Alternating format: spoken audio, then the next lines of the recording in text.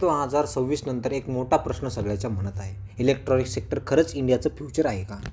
पुढच्या 5 वर्षात इलेक्ट्रॉनिक्समध्ये जॉब वाढणार की कमी होणार? आजच्या व्हिडिओमध्ये आपण बजेट 2026 मधील एक्झॅक्ट अनाऊन्समेंट्स, इलेक्ट्रॉनिक्स सेक्टरला मिळालेले बजेट्स आणि तुमच्यासाठी जॉब अपॉर्च्युनिटीज सगळं क्लिअर करणार आहोत. नमस्कार, मी लक्ष्मण आपल्या व्हिडिओमध्ये सर्वांचे स्वागत करतो. आज आपण युनियन बजेट 2026 डीप ॲनालिसिस करणार आहोत, पण फोकस असेल फक्त इलेक्ट्रॉनिक्स सेक्टरवर. हा व्हिडिओ खास आहे इंजिनिअरिंग स्टुडंट, ENTC आणि इलेक्ट्रॉनिक्स स्टुडंट्स, जॉब एस्पिरंट आणि फ्युचर ओरिएंटेड यूथसाठी. त्याच्यामधला पहिला पार्ट म्हणजे बजेट 2026मध्ये गव्हर्नमेंटचा एक क्लिअर मेसेज आहे. India is moving from service economy to manufacture and technology economy. या बजेटमध्ये कॅपिटल एक्सपेंडिचर वाढण्यात आले आहे, मॅन्युफॅक्चरला प्रायोरिटी दिली आहे, इम्पोर्ट डिपेंडन्सी कमी करण्याचा वर जोर दिला आहे आणि या सगळ्याचा कोअर बेनिफिट्स खूप जास्त आहे. म्हणून इलेक्ट्रॉनिक सेक्टरमध्ये थोडा स्कोप आहे. बजेट 2026मध्ये इलेक्ट्रॉनिक्ससाठी सर्वात महत्त्वाची घोषणा म्हणजे इलेक्ट्रॉनिक्स कंपोनंट्स मॅन्युफॅक्चरिंग स्कीम, त्यालाच म्हणतात ECMS. जवळपास 40,000 करोडचं अलोकेशन झालेलं आहे. याचा मेन उद्देश आहे भारतात इलेक्ट्रॉनिक्स कंपोनंट तयार करणे, चायना इम्पोर्ट कमी करणे, कम्प्लीट इलेक्ट्रॉनिक्स इकोसिस्टम बिल्ड करणे. कंपोनंट म्हणजे काय असतं? Chips, PCB, sensor, display, batteries आणि कनेक्टर्स, जे इलेक्ट्रॉनिक्स इंडस्ट्रीचे बॅकबोन आहे. आधी फक्त इंडिया असेंब्ली हब होता. आता बजेट 2026 नंतर India manufacture plus design hub बनण्याचा प्रयत्न करत आहे. बजेट 2026मध्ये सेमीकंडक्टर मिशनला अजून पुश दिला आहे. सेमीकंडक्टर म्हणजे इलेक्ट्रॉनिक्स सेक्टरचं हट आहे. चिप नसतील तर मोबाईल्स, कार, AI, डिफेन्स काहीच नाही. गव्हर्नमेंटचा फोकस आहे chip fabrication plants, chip design economy, skill semiconductor engineers. याचा डायरेक्ट फायदा कोणाला होतो?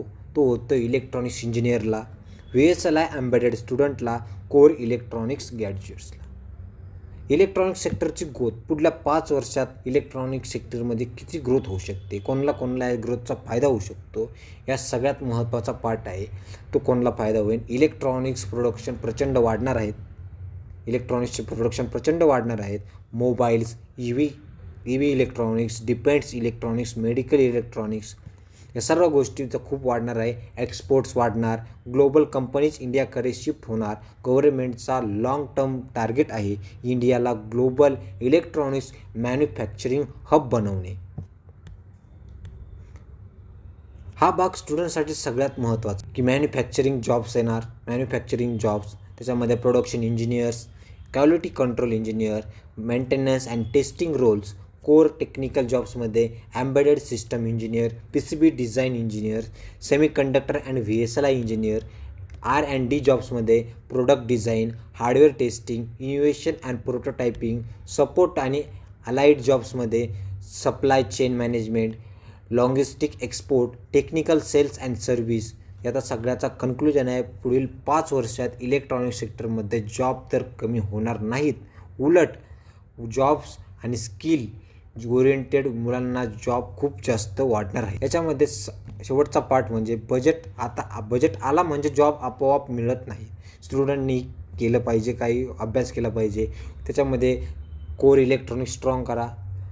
बजेट आले म्हणजे जॉब आले नाही, आपल्याकडे स्किल पाहिजे. तसं की आपलं कोर इलेक्ट्रॉनिक्स स्ट्रॉंग पाहिजे. Embedded IoT, VSLI, EV electronics शिका.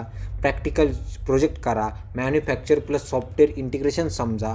जो स्टुडंट की स्किल ओरिएंटेड आहे तो इलेक्ट्रॉनिक्स सेक्टरमध्ये टिकेल आणि ग्रो करेल.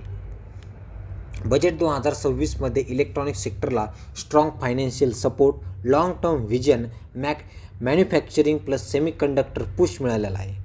पुढील 5 वर्षात इलेक्ट्रॉनिक सेक्टरमध्ये growth plus jobs plus stability या सर्व गोष्टी आहे. जर तुम्ही इलेक्ट्रॉनिक्स बॅकग्राऊंडमधून असाल तर हा सेक्टर सोडून जाण्यापेक्षा स्मार्टली प्रिपेअर होणं जास्त योग्य आहे. जर हा व्हिडिओ तुम्हाला इन्फॉर्मेटिव्ह वाटला असेल तर लाईक करा आणि कमेंटमध्ये सांगा पुढचा व्हिडिओ कशावर पाहिजे. सबस्क्राईब करा, कारण अशा डीप ॲनालिसिस व्हिडिओ पुढे येणार आहेत.